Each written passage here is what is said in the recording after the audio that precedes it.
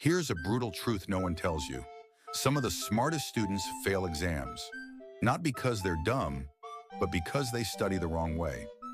Smart students love understanding concepts. They read, highlight, and say, yeah, I get this.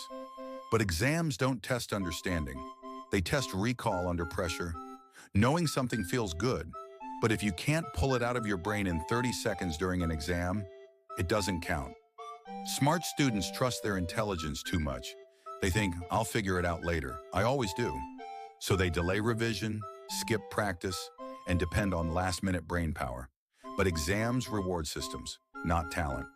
Average students who revise consistently beat smart students who cram. Practice exposes weakness, and smart students hate feeling bad at something. So they reread notes instead of testing themselves. But practice is where marks are made. Feeling confused during practice is not failure, it's training. If you want to stop failing exams, do this. Test yourself early. Practice under pressure. Build simple systems. Stop trying to feel smart. Start training to perform. Because in exams, the goal isn't to be smart, it's to score.